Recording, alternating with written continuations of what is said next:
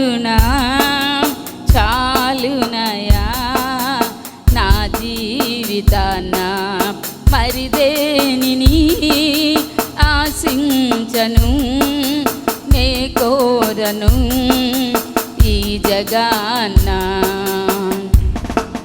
చాలయ్య చాలు నీ దీవెనలు చాలు నీలయ్య మేలు నీ సన్నిధి మేలు చాలయ్య చాలు నీ దీవెనలు చాలు నీలయ్య మేలు నీ సన్నిధి మేలు ఆరాధనా ఆరాధనా ఆరాధనా ఆరాధనా ఆరాధనా ఆరాధనా ఆరాధనా ఆరాధనా గురిలేని నన్ను గుర్తించినావే ఎనలేని ప్రేమను చూపించినావే వెళ్ళలేని నాకు విలువిచ్చినావే విలువైన పాత్రగా నన్ను మార్చినావే ఆరాధనా ఆరాధనా ఆరాధనా ఆరాధనా ఆరాధనా ఆరాధనా ఆరాధనా ఆరాధనా నీ ప్రేమ నీ కరుణ చాలునయా నా జీవితాన మరి దేనిని ఆశించను నే కోరను ఈ జగాన చేజారిన నాకై చేచాచినావే చెదరిన నా బ్రతుకును చేరదీసినావే చేజారిన నాకై చేచాచినావే చెదరిన నా బ్రతుకును చేరదీసినావే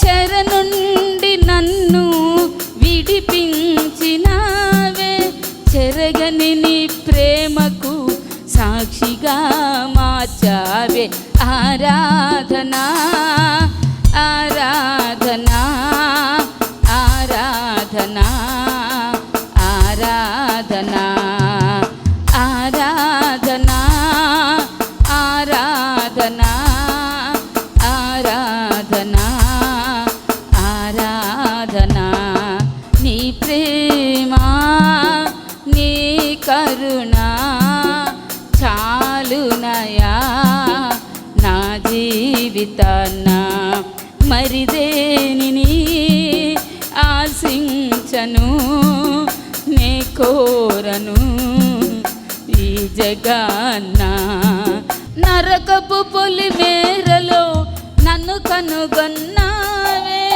కల్వరిలో ప్రాణమిచ్చి నన్ను కొన్నావే నరకపు పొలి మేరలో నన్ను కనుగొన్నావే కల్వరిలో ప్రాణమిచ్చి నన్ను కొన్నావే నీ ప్రేమను ప్రకటింప నన్ను ఎన్నుకున్నావే నీ కుమారునిగా నన్ను మార్చినావే ఆరాధనా ఆరాధనా ఆరాధనా ఆరాధనా ఆరాధనా ఆరాధనా ఆరాధనా ఆరాధనా నీ ప్రేమ నీ కరుణ చాలునయా నా జీవితాన మరి దేనిని ఆశించను నే కోరను ఈ జగాన మరి దేనిని ఆశించను నే కోరను ఈ జగాన చాలయ్య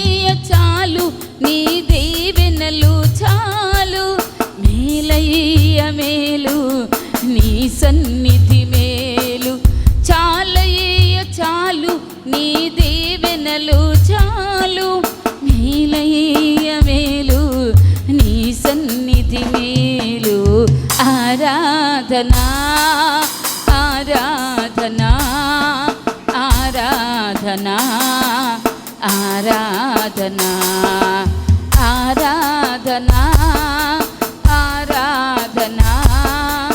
ఆరాధన ఆరాధన. ఓ థ్యాంక్ యూ డాడీ. అంత చెప్పలు చూద్దాం. థ్యాంక్ యూ పప్పా. హల్లెలూయా. ఒక తండ్రి ఉన్నాడు. ఆ తండ్రికి ఒక కుమారుడు ఉన్నాడు. ఆ కుమారునికి ఏం జరిగిందంటే, మార్కు సువార్త 9వ అధ్యాయం చూసినప్పుడు అప్పుడు ఆయన యేసుప్రభు అప్పుడే జస్ట్ వచ్చారు. శిష్యులందరూ కలిపి అనేక మంది జనసమూహం అంతా కూడా మాట్లాడుకుంటూ ఉన్నారు. యేసు వచ్చారు. వెంటనే ఆయన చూసి అందరూ వందనాలండి అన్నారట. హల్లెలూయా. వెంటనే మీరు దేని గురించి మాట్లాడుకుంటున్నారు అని అడిగారంట యేసుప్రభు. అయితే ఆ తండ్రి వచ్చి అన్నాడంట, అయ్యా నా కుమారుడికి దయ్యం పడుతుంది, పట్టినప్పుడల్లా అగ్నిలో నీళ్ళలో పడేస్తుంది తన్ని అని చెప్పాడు ఆ తండ్రి. నీ శిష్యుల వల్ల ఏమైనా జరుగుతుందేమో, నేను నీ శిష్యుల దగ్గర తీసుకొచ్చాను, కానీ వారి వల్ల ఏమీ కాలేదు అని చెప్పాడట ఆ తండ్రి. చెప్పగానే యేసు అన్నారు, విశ్వాసం లేని తరం వారులారా, ఎన్నాళ్ళు నేను మీతో ఉంటాను అని గద్దించి అతను నా దగ్గర తీసుకురండి అని చెప్పాడు యేసయ్య. యేసు ప్రభు అడిగారు, మీరు విశ్వాసం లేని వారుగా ఉన్నారు, అయ్యా నీ వలన ఏమన్నా అవుతుందా, నీ శిష్యుల వల్ల కాలేదు అని ఆ తండ్రి అడగగానే, తీసుకురండి నా దగ్గరికి అన్ని. మూర్ఛలుతుందట, మూర్ఛ రోగం, నురుగు కార్చుకుంటూ పండ్లు కొరుకుతూ ఇంకేం చేస్తుంది, నురగ ఫిట్స్, నురగ కార్చుకుంటూ పండ్లు కొరుక్కుంటూ దాన్ని అదంతా ప్రభావం అంతా చూపిస్తూ ఉంది. అయితే దాన్ని వెళ్ళగొట్టాలని నీ శిష్యులని అడిగితే అది వారి చేత కాలేదయ్యా, అందుకు ఆయన విశ్వాసం లేని తరం వారులారా ఎంతకాలం నేను మీతో ఉంటాను అని చెప్పి గద్దించి, ఎంతవరకు మిమ్మల్ని నేను సహిస్తానని వాడిని నా వద్దకు తీసుకుని అని చెప్పారు. వెంటనే వారు ఆయన వద్దకు వాడిని తీసుకొచ్చారు. ఆ దయ్యమట ఆయనను చూడగానే వాడిని విలవిల్లాడించాను గనుక వాడు నేల మీద పడిపోయాడట. అపవాది విలవిల్లాడించగానే నేల మీద పడిపోయాడు. ఏమన్నా తేడా ఉంటే నేల మీద పడిపోతారు చూసారా, బైబిల్లో ఉందా లేదా? మరి ఏమన్నా తేడా ఉంటే ఏం జరుగుతుంది, నేల మీద పడేస్తాయి. అవి విలవిలవిలాడించి పడేసినాయట. మార్కు సువార్త 9వ అధ్యాయం 20వ వచనంలో, వారు ఆయన వద్దకు వాడిని తీసుకొని వచ్చిరి, దయ్యం ఆయన చూడగానే వాడిని విలవిల్లాడించాను కనుక వాడు నేల మీద పడి నురుగు కార్చుకొంచు పొరలాడుచు ఉన్నాడు. అప్పుడు ఆయన, ఇది వీనికి సంభవించి ఎన్ని దినాలైంది, ఎంతకాలమైంది అని అడగగానే అప్పుడు ఏం చెప్పారంటే, ఇది వీనికి సంభవించి ఎంతకాలమైందని యేసుప్రభు అడగగానే వాని తండ్రి అన్నాడు, బాల్యము నుండి అంటే చిన్నతనం నుండే అది వాడిని నాశనం చేయాలని తరచుగా అగ్నిలో నీళ్ళలో కూడా పడేస్తుంది. అగ్ని చూస్తుంది, అగ్ని దగ్గర తీసుకెళ్ళి అగ్నిలో పడేస్తుంది. నీళ్ళు చూస్తుంది, నీళ్ళ దగ్గర తీసుకెళ్ళి నీళ్ళలో పడేస్తుంది. అయ్యా నీ వలన ఏమైనా అయితే కనికరపడి మా మీద మాకు సహాయం చేయండి అని అడిగాడు. తన తండ్రి అడిగినందుకు యేసుప్రభు అన్నారు, నమ్ముట నీ వలన అయితే నమ్ము ప్రతివానికి సమస్తము సాధ్యమే అని అన్న వెంటనే తన తండ్రి అన్నాడు, అపనమ్మకం లేకుండా నాకు కొంచెం ప్రేయర్ చేయరా, అపనమ్మకం లేకుండా నాకు చెప్పండి, ప్రేయర్ చేయండి, నమ్ముతున్నాను కానీ నాకు అపనమ్మకం అప్పుడప్పుడు వచ్చేస్తుంది, అపనమ్మకం లేకుండా నాకు సహాయం చేయండి అని చెప్పారు యేసయ్యతో తన తండ్రి. హల్లెలూయా. బిగ్గరగా చెప్పాడట, మళ్ళీ గట్టిగా చెప్పాడట, అపనమ్మకం లేకుండా నాకు సహాయం చేయమని. కొంతమంది కొన్ని విషయాలు వారిలో దాచేసుకుంటారు, ఏమీ చెప్పరు. వాళ్ళకి నమ్మకం ఉందో తెలియదు, నమ్మకం తెలియదు, వాళ్ళ కార్యాలు జరగట్లేదు అంటారు. మళ్ళీ ఈ తండ్రి అలా చేయలేదని బిగ్గరగా గట్టిగా చెప్పట, అయ్యా నాకు అపనమ్మకం వచ్చేస్తుంది, అపనమ్మకం లేకుండా సాయం చేయమనగానే అప్పుడు దేవుడికి సమస్య సాధ్యమే కదా అని వేడి అడిగిన ఆయన ఇస్తారు. జల్లు గుంపు కూడి తన యొద్దకు వచ్చిట పరిగెత్తుకుంటూ వచ్చేస్తున్నారంట యేసయ్య వచ్చారని. కానీ జనులు గుంపు కూడి తన వద్దకు వచ్చాడు. యేసయ్య చూచి, మోగవైన చెవిటి దయ్యమా, వానిని వదిలిపోమ్మని, వానిలో ఇక ప్రవేశించవద్దని నీకు ఆజ్ఞాపిస్తున్నానని చెప్పారు. హల్లెలూయా. వెంటనే ఏం జరిగిందంటే, ఆ దయ్యమట అపవిత్రాత్మను యేసయ్య గద్దించారు, ఆజ్ఞాపించి అపవిత్రాత్మను గద్దించారు అని ఉంది ఇక్కడ. గద్దించారు, పో యేసు నామములో అని మనం అంటామే, అది గద్దించగానే అప్పుడు అది కేక వేసి, పెద్ద కేక వేసి వాడిని ఎంత విలవిలలాడించి, అది వాడిని ఎంత విలవిలలాడించి వదిలిపోయాను. అంతటా వాడు చచ్చిన వాని వలె పడిపోయాడు. హల్లెలూయా. చచ్చిన వాని వలె పడిపోయాడు, విలవిల్లాడించగానే పడిపోయాడు. కనుక అనేకుల వాడు చనిపోయాడు, ఇంకా బ్రతకలేడు. అతను లేడు, చనిపోయాడు అనుకున్నారు అనేక మంది. అనుకోగానే చచ్చిన వాని వల్ల పడిపోయాడు. వెంటనే అనేకులు వీడు చనిపోయాడు, బ్రతికిలేడు అనుకున్నారు. అయితే యేసు వాని చెయ్యి పట్టి వాని లేవనెత్తగా వాడు నిలబడ్డాట. హల్లెలూయా. యేసు ఏం చేశారు? చెయ్యి పట్టుకొని లేవనెత్తారు. అప్పుడు వాడు నిలబడ్డాడు. దేవుని పరిశుద్ధ నామానికి మహిమ కలుగును గాక. హల్లెలూయా, హల్లెలూయా. చెయ్యి పట్టుకొని లేపగానే నిలబడ్డాడు. అయితే ఏం జరిగిందంటే ఆయన ఇంటిలోనికి వెళ్ళిన తరువాత ఆయన శిష్యులు అడిగారు, అయ్యా మేమెందుకు అతన్ని ఆ దయ్యాన్ని వదలబెట్టలేకపోయాం? ఇంతమంది ఉన్నాం, 12 మంది శిష్యులు, నీకు ఎందుకు వదలగొట్టలేకపోయాం అని అడిగితే యేసయ్య ఏమన్నారు చూడండి కింద 29లో, అందుకు ఆయన ప్రార్థన వల్లనే కానీ మరి దేని వల్ల ఈ విధమైనది వదిలిపోవట అసాధ్యము అని వార్త చెప్పారట. కింద పుట్టినోట్లు ఏముంది? 3 అంకె కింద ఉపవాసం అని ఉంటుంది. ఉపవాసము ప్రార్థన 2 ఉండాలి. ఉపవాసం ఉండండి, శనివారం మధ్యాహ్నం ఆదివారం మధ్యాహ్నం వరకు, వారానికి ఒక్కసారి అని. అందుకే మేము చెప్పేది. హల్లెలూయా. ఈ తండ్రి చూసారు తన కుమారుడు కోసం ఎంత బాధ్యత తీసుకొని ఎంతగా బాధపడుతున్నాడో చూసారా. కొంతమంది తల్లిదండ్రులు పిల్లల కోసం ఎంతో బాధ్యత తీసుకుంటారు, ఎంతో ప్రార్థిస్తారు. కానీ కొంతమంది తల్లిదండ్రులు వాళ్ళే బాధ్యత లేని వారుగా ఉంటారు, వారి పిల్లలు కూడా బాధ్యత లేని వారుగానే వారిని పెంచుతారు. ఇటువంటి వాళ్ళు ఉన్నారు, అటువంటి వాళ్ళు కూడా ఉన్నారు. హల్లెలూయా. దేవుని పరిశుద్ధ నామానికి మహిమ కలుగును గాక. ఆమేన్, ఆమేన్, ఆమేన్. మరి మీ పిల్లల్ని మీరు ఎటువంటి తల్లిదండ్రులుగా పెంచుతున్నారు? ఎటువంటి బాధ్యత కలిగిన వారుగా మీరు మీ పిల్లల్ని ఉంచుతున్నారు? అది చాలా ఇంపార్టెంట్. నేటి బాలలే రేపటి పౌరులు అంటారు కదా. కొంతమంది పిల్లల్ని ఇష్టం వచ్చినట్లుగా తిడతారు, మంచి అలవాట్లు నేర్పరు, అవి వాళ్ళకి బ్లెస్సింగ్స్ లాగా అనుకుంటారు వాళ్ళు. అదా మీరు పెంచే విధానం? తిట్లు పెద్దలు తిడతారా? దీవిస్తారు, దీవించాలి. నీ హృదయపూర్వకంగా నువ్వు మనపూర్వకంగా నీ బిడ్డలను ప్రేమించినట్లయితే నువ్వేం చేస్తావు? అలా అయిపోలే, ఇలా అయిపోలేని పెద్దవాళ్ళు తిడతారు, చిన్నవాళ్ళు తిడతారు. వాళ్ళకి మా తిట్లు ఏం అవసరం? వాళ్ళకి ఆ తిట్లు కూడా తెలియని వయసులో నుండి తిడతా ఉంటారు. హల్లెలూయా. అటువంటిది చాలా చాలా తప్పు. బ్లెస్ చేయాలి. నీకు ఏమన్నా చేత కలిగిందంటే ఉంటే బ్లెస్ చేయి, దేవుడు నిన్ను బ్లెస్ చేస్తారు. నీ బిడ్డలు నువ్వే బ్లెస్ చేయకపోతే ఇతరులని బ్లెస్ చేస్తావు. నీ ఆత్మీయత ఎంతో తెలుస్తుంది అక్కడే. హల్లెలూయా. కొంతమంది వారి పిల్లల్ని వాళ్ళే బ్లెస్ చేయరండి, వాళ్ళ పిల్లల్ని బ్లెస్ చేయరు. ఇటువంటి వాళ్ళు ఉన్నారు, అటువంటి వాళ్ళు కూడా ఉన్నారు. కనుక మనం ఈరోజు ఎటువంటి వారుగా ఉన్నాం? మన పిల్లల్ని మనం బ్లెస్ చేస్తున్నామా లేదా? అదే వాళ్ళు పట్టుకుంటారు, అదే పట్టుకుంటారు. మనం ఏదన్నా ఒక మాట అంటే పిల్లలు అడుగుతారు, నేను అదే కొంచెం ఊహ తెలుస్తూ ఉన్న సమయంలో నువ్వు ఇందాక అన్నావే నేను అదేనా, నేను అన్ను, నాకు అనకూడదు, రావు కూడా. హల్లెలూయా. అలా అన్నామనుకోండి, నేను అదా అని అడుగుతారు కొంతమంది పిల్లలు. అప్పుడు నువ్వేం సమాధానం చెప్తావు? హల్లెలూయా. ఇటువంటి వాటి పిల్లలు కూడా ఉంటారు, తెలివి కలిగిన వాళ్ళు. కనుక మన పిల్లలు మనం బ్లెస్ చేయాలి. ఈ తండ్రి చాలా బాధ్యత తీసుకున్నాడు. ఉన్నదున్నట్టు ఒప్పుకుంటున్నాడు. అయ్యా నాకు అవిశ్వాసం ఉంది, నా బిడ్డను స్వస్థపరుస్తావు లేదని కొంచెం అపనమ్మకం ఉంది, అది లేకుండా చేయవా నాకు. తన బిడ్డ కోసం ఎంత సాక్రిఫైస్ చేస్తున్నాడు చూసారా, ఎంత సహకరిస్తున్నాడో చూసారా.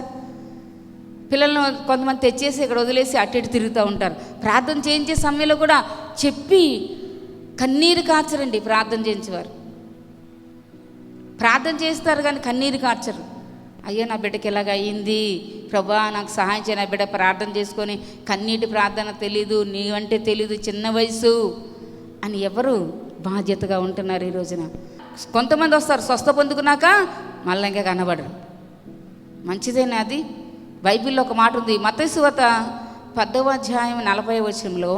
అక్కడ నుండి ఏముందంటే, ఒక అపవిత్రాత్మ ఒక మనిషిని వదిలిపోయిన తర్వాత అది నీరు లేని చోట్ల తిరుగుతుందట. వాక్యము, నీరంటే వాక్యం సమృద్ధిగా ఉండాలి ఒక మనిషికి. భోజనం ఎలా సమృద్ధిగా తింటేనే కానీ కడుపు నిండదో, ఆత్మ సంబంధ ఆహారం వాక్యం అంటే అది కూడా నీకు సమృద్ధిగా ఉండాలి. ఎలా ఉండాలి? కొంతమంది ఆ పెట్టకథలు ఈ పెట్టకథలు చెప్తారు, కానీ వాక్యంలో ఉన్నది ఉన్నట్టు చెప్పాలి.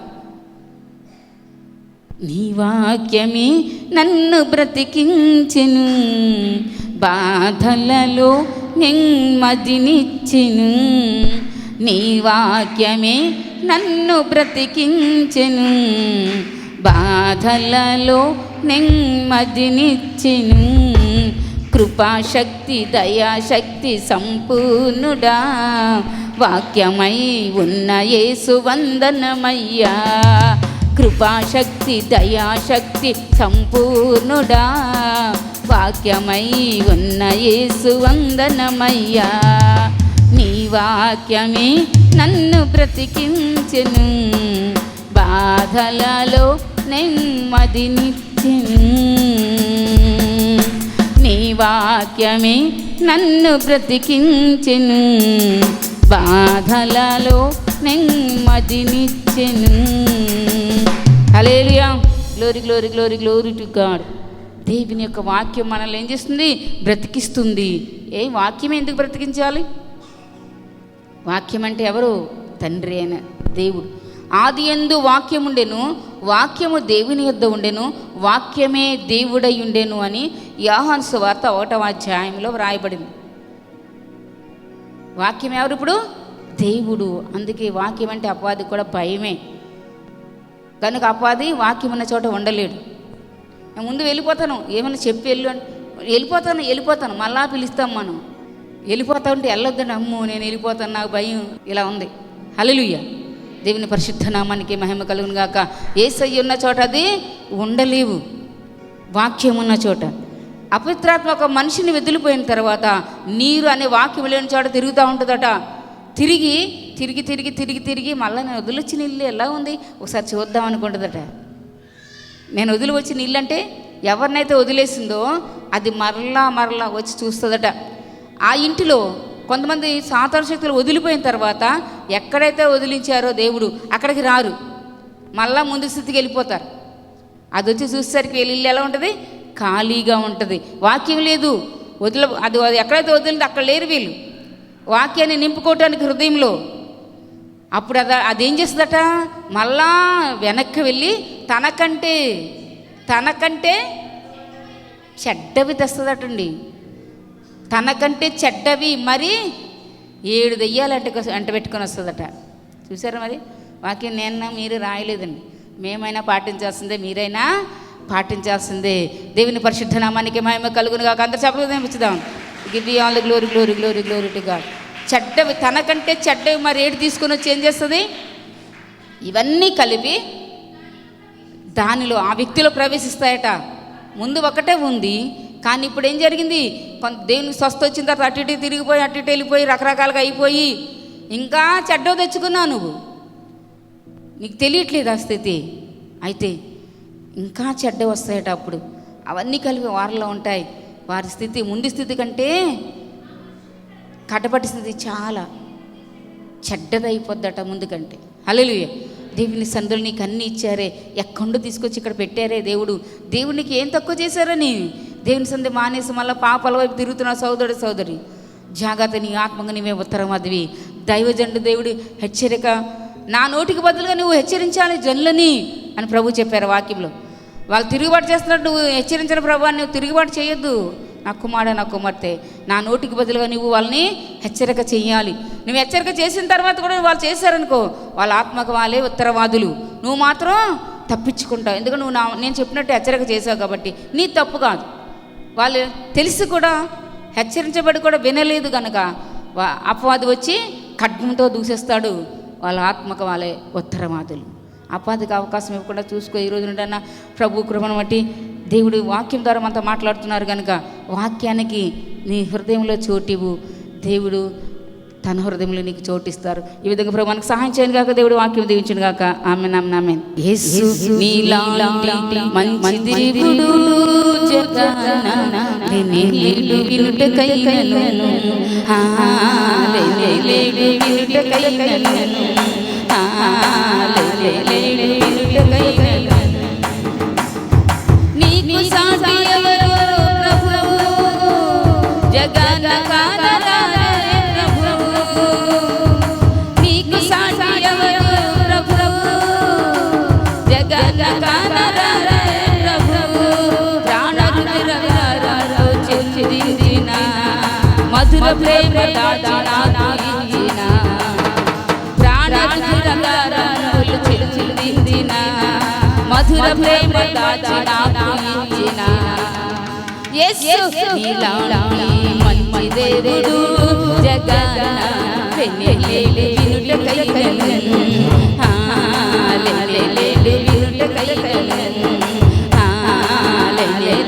వినుటకై నీకు సాటి ఎవరు ప్రభువు మనుషులకై మరణమొందిన నీకు సాటి ఎవరు ప్రభువు మనుషులకై మరణమొందిన రక్తమిచ్చిరా వారి ప్రాణమిచ్చిరా రక్తమిచ్చిరా వారి ప్రాణమిచ్చిరా దేవతలు వినుటకై రక్తమిచ్చిరా వారి ప్రాణమిచ్చిరా రక్తమిచ్చిరా వారి ప్రాణమిచ్చిరా దేవతలు వినుటకై యేసు నీలాంటి మంచి దేవుడు జగన వెన్నెలేలు వినుటకై వెన్నెలేలు వినుటకై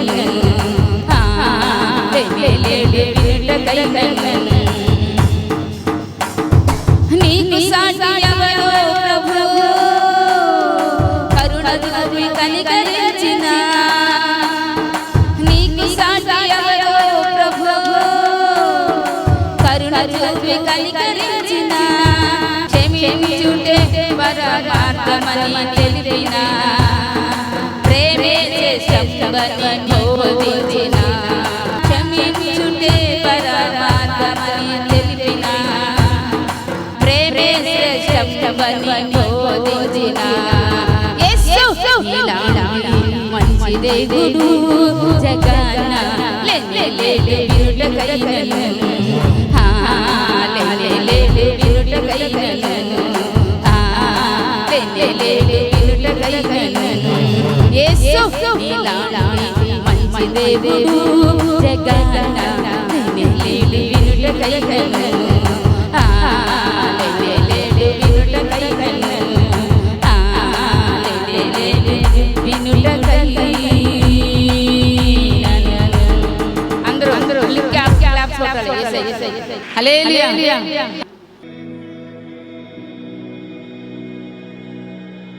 నేను వెళ్ళేటప్పుడు ప్రార్థన చేయించుకోకుండా మరి నన్ను తీసుకెళ్లారు. 2 నెలలు హాస్పిటల్లో ఉండిపోయాను.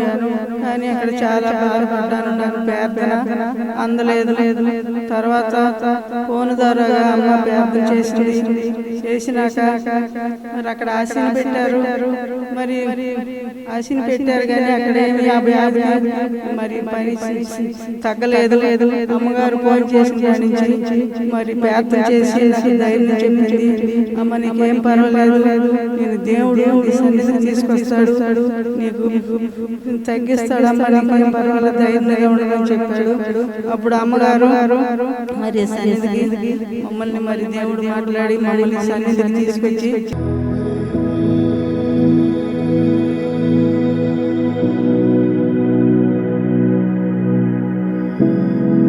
అమ్మగారు ఆ కుటుంబం అంతా కూడా మా గురించి చాలా చాలా శ్రమ తీసుకుని ఉపవాసాలు కన్నీరు గార్చి మమ్మల్ని ఒక తల్లి బిడ్డలాగా ఓదార్చి మమ్మల్ని అన్ని వస్తువులు సహాయం చేసి దేవుడు ఎంతగానో మమ్మల్ని ప్రేమించి ఈ సన్నిధి గుడికి 2 నెలలు అయిపోతుంది వచ్చి దేవుడు మమ్మల్ని ప్రేమించాడు. మరి అది ఎవరి వల్ల ఈ సన్నిధిలో వస్తే మరి దేవుడు చూస్తాడు. కానీ అది అమ్మగారు ప్రార్థన వల్ల విడుదల అవుద్ది. అమ్మగారు ప్రార్థన వల్ల విడుదల ఇస్తాడు దేవుడు. అమ్మగారు టిఫిన్ తినేటప్పుడు భోజనం 3 పూటలు కూడా మా గురించి ప్రార్థన చేస్తూ వరకు కూడా నాకు ఎంతో స్వస్థత ఇచ్చాడు దేవుడు. మరి అక్కడ వచ్చేటప్పుడు నా కాలు కూడా పనిచేయలేదు. కాలు పనిచేయాలి. అమ్మగారు అందే అమ్మాయి యేసు రాసిన 3 పూటలు వండి మద్దం చేయండి. అసలు రాదనుకున్నారు, చాలా భయపడ్డాను. అమ్మగారి చేతి అమ్మగారి ఇట్లా అందే ఏసురత్నం రాయమనేది అంతకేసం లేచేదని కాదు, పైకి 2 నెలలు కూడా పైకి లేగలేదు. లేకపోతే అమ్మగారు ఏసురత్నం ఇచ్చినాక అప్పుడు 4 రోజులకే లేస్తున్నాను. తర్వాత కాలు కూడా నన్ను నడిపించారు. ఈ కాలు 2 నెలల పడుకుంటూ మాలని కాలు తప్పు పడిపోయింది. తప్పెళ్ళు అయిపోయింది. ఏసురత్నం రాసినాక నాకు నడక వచ్చింది. మంచి ఆరోగ్యం ఇచ్చాడు దేవుడు, మంచి ఆరోగ్యం ఇచ్చాడు. అమ్మ కూడా నా గురించి వాళ్ళు ఒక తల్లిలాగా నన్ను భావించి మా కుటుంబంతో కూడా ప్రేమించారు. వాళ్ళు చాలా కష్టపడ్డారు మా గురించి. జాతి నేను ఇలా ఉండేదాన్ని కాదు. వాళ్ళు ప్రార్థన, కన్నీటి, శ్రమ చాలా చాలా ఎన్ని జన్మలెత్తినాడు మేము తీర్చుకోలేము. ఎన్ని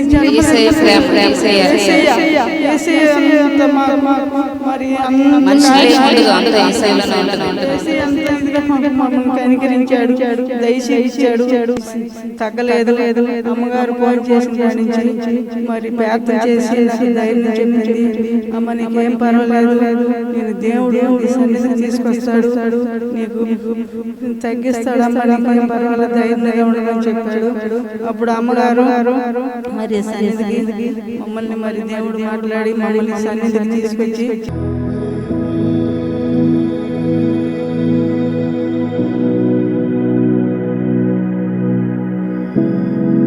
అమ్మగారు ఆ కుటుంబం అంతా కూడా మా గురించి చాలా చాలా శ్రమ తీసుకుని ఉపవాసాలు కన్నీరు గార్చి మమ్మల్ని ఒక తల్లి బిడ్డలాగా ఓదార్చి మమ్మల్ని అన్ని వస్తువులు సహాయం చేసి దేవుడు ఎంతగానో మమ్మల్ని ప్రేమించి ఈ సన్నిధి తీసుకొచ్చి ఇప్పటికి 2 నెలలు అయిపోతుంది వచ్చి దేవుడు మమ్మల్ని ప్రేమించాడు.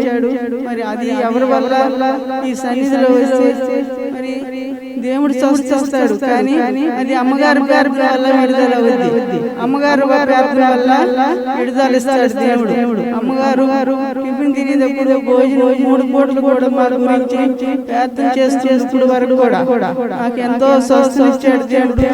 మరి అక్కడ వచ్చేటప్పుడు నా కాలు కూడా పనిచేయలేదు, కాలు పనిచేయాలి. అమ్మగారు అందే అమ్మాయి ఏసురత్నం ఇస్తున్నాను, 3 పూటలు వండి మద్దం చేయండి.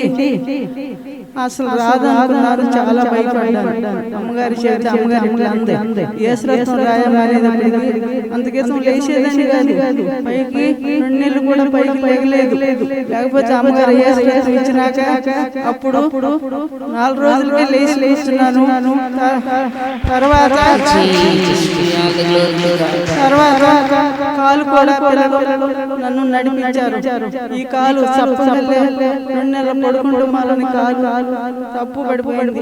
తప్పెళ్ళు అయిపోయింది. ఏసురత్నం రాసినాక నాకు నడక వచ్చింది. మంచి ఆరోగ్యం ఇచ్చాడు దేవుడు, మంచి ఆరోగ్యం ఇచ్చాడు. అమ్మ కూడా నా గురించి వాళ్ళు ఒక తల్లిలాగా నన్ను భావించి మా కుటుంబంతో కూడా ప్రేమించారు. వాళ్ళు చాలా కష్టపడ్డారు మా గురించి. జాతి నేను ఇలా ఉండేదాన్ని కాదు. వాళ్ళు ప్రార్థన, కన్నీటి, శ్రమ చాలా చాలా ఎన్ని జన్మలెత్తినాడు మేము తీర్చుకోలేము. ఎన్ని మరి మమ్మల్ని కనికరించాడు, దయచేశాడు.